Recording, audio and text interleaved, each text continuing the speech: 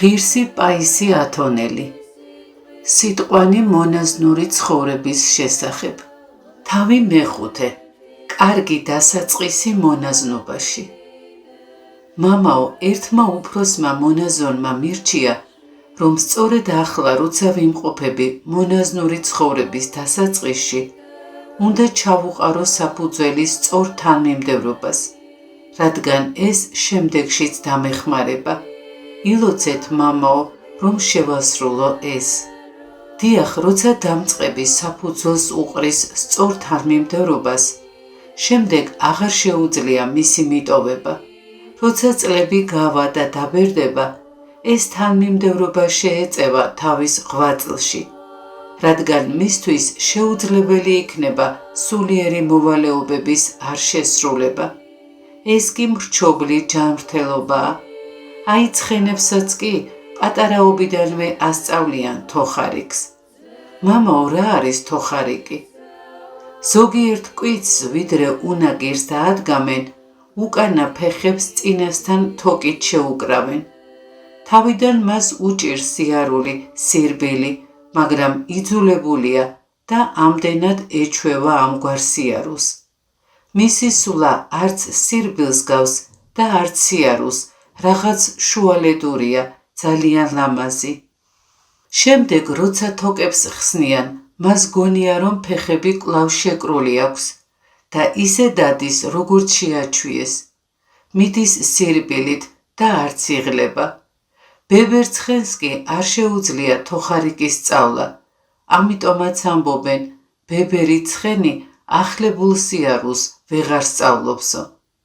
ასევე მონაზვნებიც, რომლებიც ახალგაზრდობიდანვე შეუდგნენ მონაზნურ ცხოვრებას და საფუძველი ჩაუყარეს სწორ თანმიმდევრობას, როცა დაბერდებიან, გააგრძელებენ მოღვაწეობას. ისინი არ მიატოვებენ, რამდენადაც შესაძლებელია იმ კარგ თანმიმდევრობას, რომელსაც მონაზნური ცხოვრების დასაწყისში ჩაუყარეს საფუძველი. ახლა, როცა მონასტერში მოვედი, როგორ დავუდო საფუძველი კარგ დასაწყისს, მამაო?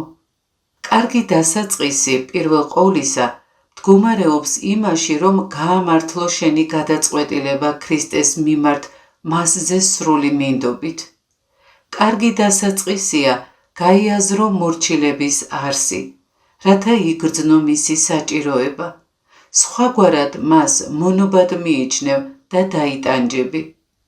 კარგი დასაწყისი ასევე გულისხმობს იმას, რომ არ შეიწყნარო ბოროტი გულისიტყვა და არ განიზრახო ბოროტი ვინმესთვის, რადგან ზოგჯერ მტერი გვიგზავნის ბოროტ გულისიტყვებს, ბოროტ დეპეშებს, ხანაც ჩვენ თვითონვე ვფიქრობთ ბოროტად სხვებზე. ასეთი სულიერი სამუშაოს შედეგად ადამიანი უბიწო ხდება, განათლდება და განიწმინდება. ამასთან იღვაწე უბრალოდ და ვაჟკაცურად, რადგან როგორც შევნიშნე, ქალები ჩვეულებრივ სქოლასტიკურად ხართ დაკავებულნი საკუთარი თავის შეცნობით და უიმედობა გეუფლებათ მაშინ, როცა კაცები ნაკლებად ეშურებიან თვითშემეცნებას, უფრო მეტად კი იმ ვნებების მოკვეთას ესწრაფვიან, რომლებიც დაფიქსირებული აქვთ. შენ თავდაპირველად კონცენტრირდი ყველაზე მნიშვნელოვან ვნებებზე და ღვთისგან შეწევნის თხოვნით ეცადე მათ ამოძირკვას. როდესაც ამოიძირკვება ერთი დიდი ვნება, უხმარნი ხდებიან მისგან წარმოქმნილი მცირე ვნებებიც.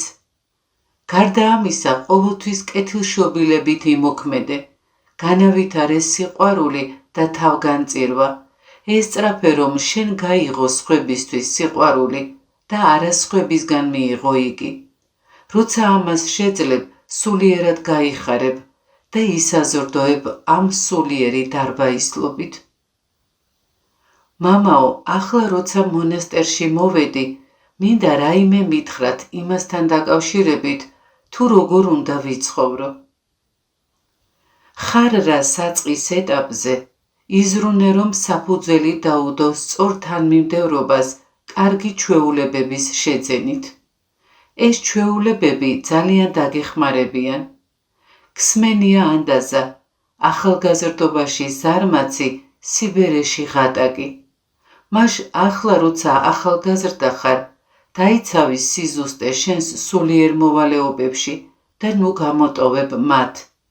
გარდა ამისა, ცოტა ზედმეტიც შეასრულე, რომ მარაგში გქონდეს, რათა მოგვიანებით, როცა ფიზიკურად მოუძლურდები, გადანახულიდან ხარჯვა შეძლო. დროის მონაკვეთი, როცა მორჩილება არ გიწევს, სულიერ საქმეში გამოიყენე და შეასრულე ის, რაც მოგწონს. შეგიძლია მაგალითად იესოს ლოცვა თქვა, წაიკითხო ან იგალობო პარაკლისი და იმავდროულად მეტანიები შეასრულო. წაიკითხო ფსალმუნები, რაც ლოცვის ერთ-ერთი სახეა, ან წაიკითხო წმინდა მამათა რომელიმე წიგნი. შეიყვარე შენი სენაკი, რადგან ეს დაგეხმარება მისგან მიღებული ლმობიერებით მაღლა ასვლაში. ხოლო როცა სენაკიდან გამოხვალ, შენი სიტყვები შემოფარგლე ფრაზებით, შემინდე და როგორც მაკურთხებთ. ასე ღვთისგანაც კურთხეული იქნები და მონასტრის ყველა წევრსაც ეყვარები. ამასთან არც განსაცდელის ჟამს დაეცემი, რადგან ეშმაკი განიარაღებული იქნება. ზოგადად თავი არიდე ზედმეტ საუბრებს, რადგან ბევრი საუბარი უამრავ უთანხმოებას წარმოშობს. საუბრისას თავის გამოდებას ნუ ეცდები და როცა რამეს კითხავენ, გენიოსობას ნუ დაიწყებ. თავი არიდე ცნობის მოყვარეობასაც და ნუ მოინდომებ ახალი ამბების გაგებას, რათა თავი ხარახურით არ ამოივსოს და ლოცვის დროს გონების მოსაკრებად დიდი ძალისხმევა არ დაგჭირდეს. მონასტერში უბრალოდ იცხოვრე, როგორც საკუთარ სახლში, მაგრამ ამასთან მდაბლად, მოკრძალებითა და პატივისცემით არა მხოლოდ იღუმენიას, არამედ მონასტრის ყველა წევრის მიმართ. ყველა ერთნაირად გიყვარდეს და ნუ დაბრკოლდები, როცა ზოგჯერ არაკორექტულად მოიქცევიან, რადგან ისინიც ადამიანები არიან. შენ მათ ხედავ როგორც ზრდასრულებს, მაგრამ ზოგჯერ შეიძლება ჩვილი ბავშვებივით მოიქცნენ. უბრალოებით მიიღე რჩევები და შენიშვნები, რომლებსაც მოგცემენ, გინდ სამართლიანად, გინდ უსამართლოდ, რათა სულიერ სრულყოფილებას მიაღწიო. თუ ასე იცხოვრებ, მამაცი გახდები და წარმატებასაც მიაღწევ. მამაო, როგორც გამოსაცდელმა მორჩილმა, რაზე უნდა გავამახვილო ყურადღება? გონება კეთილი გულის სიტყვებით გააჯანსაღე, რათა სული განიწმინდო. ყველაფერი, რაც საჭიროა, კეთილშობილურად შეასრულე და ნუ იფიქრებ, თუ ვისთვის უნდა შეასრულო. ასე მოიპოვებ სულის უბიწოებას, სულიერ დარბაისლობას, თავგანწირვას. თუ ამ ორისკენ მიმართავ ყურადღებას, ღმერთი შენს გულში დაივანებს, შესაბამისად, ეშმაკისთვის იქ ადგილი აღარ იქნება. სადღაც წავიკითხე, რომ მონასტერში თავს ყოველთვის ისე უნდა ვგრძნობდეთ, როგორც მოსვლის პირველ დღეს. თუმცა პირველ დღეს თითქმის უცხოები ვითვართ. ეს იგულისხმება? არა, არ იგულისხმება, რომ უცხოები ვიყოთ. ამ შემთხვევაში იგულისხმება, რომ გქონდეს ისეთი კეთილკრძალულება და მორიდება, როგორიც მონასტერში მოსვლის პირველ დღეს გქონდა. როცა მორიდება სულიერია, ადამიანი შინაგან სიხარულს გრძნობს, არ იძაბება. განსაკუთრებით დღეს დიდი სიფრთხილეა საჭირო. მცირედნი არიან ახალგაზრდები, რომლებსაც მორიდება და კეთილშობილება გააჩნიათ. უმრავლესობა თავხედურად იქცევა თავის მშობლებთან და ზოგადად უფროსებთან და ვერც კი აცნობიერებს, რომ ცუდად იქცევა. მათ ასეთი საქციელი ბუნებრივად მიაჩნიათ. არსებობს საფრთხე, რომ მსგავსი თავხედობის სული მონაზნობაშიც გადმოვიდეს. მამაო, როგორ შევძლო ისეთი დავრჩე, როგორიც მონასტერში მოსვლის პირველ დღეს ვიყავი. ყურადღებით იყავი, რომ ბოროტად არ გამოიყენო ის სიყვარული, რომელსაც იღუმენია და დები შენს მიმართ ავლენენ და უბრალოება, რომლითაც გეპყრობიან. მამაო, რაც დრო გადის, ფიქრობ, რომ უფრო მეტად მორცხვი ხვდები იღუმენიასა და დების წინაშე. მაგალითად, როცა სადმე ბევრი მონაზონი ერთად არის შეკრებილი, იმ ადგილას გავლა მრცხვენია. ეს კარგის ნიშანია, გისურვებ ბოლომდე შეინარჩუნო ეს. ასია ზოგიერთი მღვდელი, რომლებიც რაც უფრო ხშირად აღასრულებენ წირვებს, მით მეტ კრძალულებას იძენენ. მამაო, რომელია ამ სოფლიური აზროვნება, რომელიც დამწყებმა უნდა მოიშოროს, რათა მონაზონი გახდეს? შენ შეგიძლია მითხრა, როგორია მონაზნური აზროვნება? ამის საპირისპირო იქნება ამსოფლიური, ანუ ყველა ამქვეყნიური მისწრაფება, ახირება, სიჯიუტე, შური. როცა დამწყებს ახასიათებს მსგავსი თვისებები გარკვეული საზომით. ცხადია, ეს ბუნებრივიც არის, მაგრამ როდესაც აღმოაჩენს მათ და მათი მოკვეთა სურს, მორჩა ღვთისმადლის შეეწევა, რომ გადალახოს ესენი. თუმცა თუ ჯიუტად იჩემებს ამას და გამუდმებით საკუთარ თავს ამართლებს, მაშინ როგორღა შეეწევა ღმერთი? ამიტომ წმინდა მამები ამბობენ, რომ მონაზვნისთვის ყველაზე უარესი თავის მართლება და თვითნებობაა. თუ მონაზონი იჩემებს საკუთარ ნებას და ამბობს, არ შემიძლია ამის შესრულება, ეს რატომ მითხრეს, არ წავალ იქ, ან კიდევ მწუხარებს იმის გამო, რომ რაღაც უთხრეს, ყოველივე ეს ეკუთვნის ამსოფლიურ აზროვნებას. გამორიცხულია, რომ ამის უკან რაიმე სულიერი არსებობდეს. ეს არის ამსოფლიური აზროვნება და ქმედება. როგორ შევძლო მონაზნური ცნობიერების შეძენა? მონაზნური ცნობიერება თანდათანობით მოიპოვება. მთავარია ამის განწყობა გქონდეს. პირველ ყოვლისა პატივისცემა გქონდეს ყველა დის, უფროსისა თუ უმცროსის მიმართ.